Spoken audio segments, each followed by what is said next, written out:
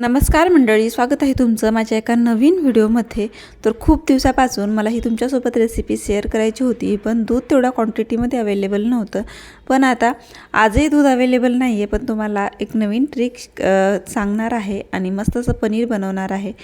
पनीर बनवण्यासाठी इथे 1 वाटी दूध घेतलेलं आहे, त्याच्यामध्ये आपल्याला 1 वाटी साय टाकायची आहे, जी आपण दुधावरची काढून फ्रीजमध्ये स्टोअर करतो तूप बनवण्यासाठी ती साय। आता आपल्याला ती साय टाकल्यानंतर ना दूध गरम होऊ द्यायचं आहे। दूध गरम झाल्यानंतर ना इथे मी अर्ध लिंबू घेतलेला आहे, त्या लिंबाचा रस आपल्याला टाकायचा आहे। जर तुमच्याकडे लिंबू नसेल तर विनेगर सुद्धा टाकू शकता तुम्ही। आपल्याला दूध फाडून घ्यायचं आहे। तर पाहू शकता मी थोडं लिंबू टाकते आणि मिक्स करून घेते, म्हणजे आपलं दूध छान फाटेल आणि एकदम छान असा पनीर तयार होईल। जर तुमच्याकडे ऑलरेडी पनीर असेल, जर बाहेरून आणलेलं किंवा घरी बनवलेलं, ते सुद्धा तुम्ही यूज करू शकता, बनवायची काहीच गरज नाही आहे। तर इथे मी मस्त दूध फाटून घेतलेलं आहे। दूध फाटलेलं आहे, आता आपल्याला चाळणीने चाळायचं आहे आणि मस्त 2 ते 3 वेळेस पाण्याने धुवायचं आहे, म्हणजे जे काही लिंबाचं जे आपण रस टाकला होता, जे काही आंबटपणा आहे ते पूर्ण निघून जाईल। तर आता मी पाहू शकता मस्त असं पनीर तयार झालं आहे। चाळून घेते याला।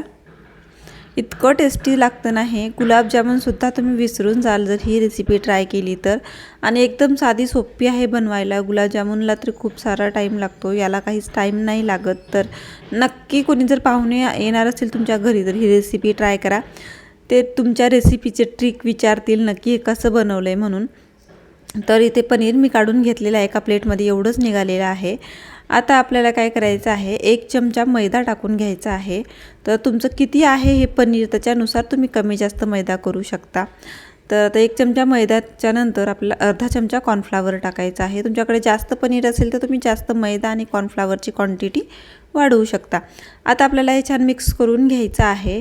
आता मळून घ्यायचं हे। तर अशा प्रकारे मी मळून घेते आणि एक छान असा त्याचा गोळा तयार करून घ्यायचा आहे। जर वाटत असेल चिकट आहे तर तुम्ही अजून थोडासा मैदा ह्याच्यामध्ये घालू शकता किंवा कॉर्नफ्लॉवर घालू शकता। तर अशा प्रकारे मिक्स करून त्याचा एक असा गोळा तयार करून घेणार आहे मी।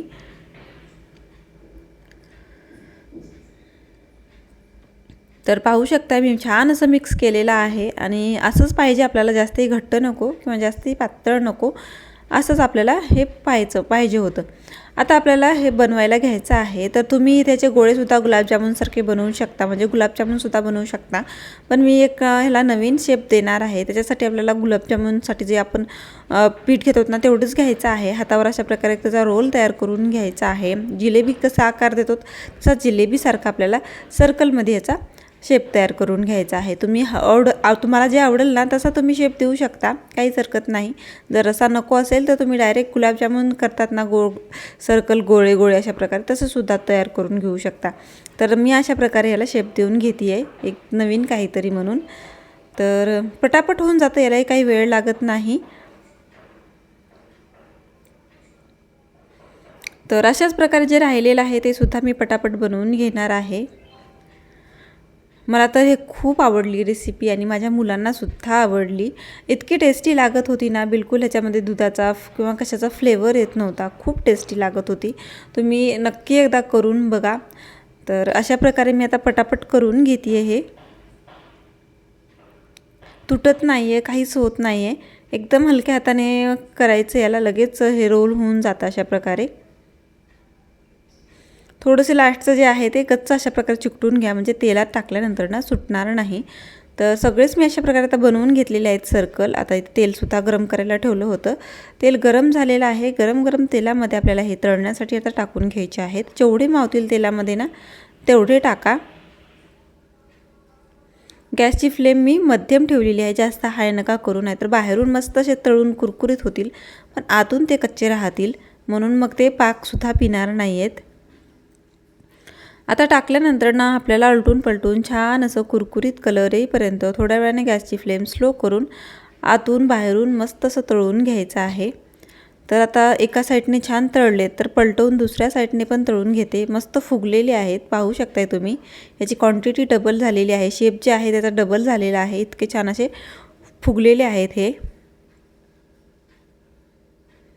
तर असा कलर येईपर्यंत आपल्याला तळायचा आहे। मस्त असा कलर आलेला आहे। आता आपल्याला पूर्ण तेल अशा प्रकारे निसरून बाहेर काढून घ्यायचं आहे आणि जे राहिलेले आहेत ते सुद्धा आपल्याला आतमध्ये टाकून अशाच प्रकारे तळून घ्यायचे आहेत। मस्त असा कलर आलेला आहे। आता याला साईडला काढून ठेवूयात आणि राहिलेले आहे ते सुद्धा टाकून घेणार आहे मी आणि ते सुद्धा मस्त असे तळून घेणार आहे।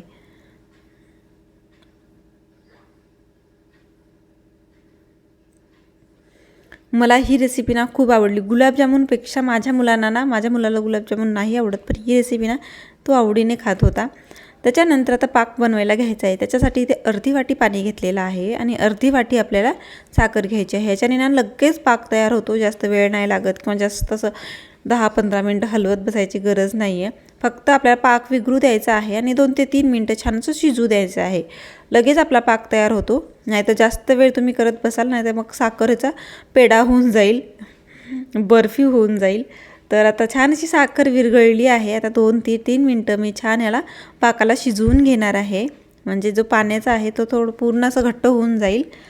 तर अशा प्रकारे मिक्स करत करत मी 2 ते 3 मिनटं पाकाला छान असं शिजवून घेतलेलं आहे।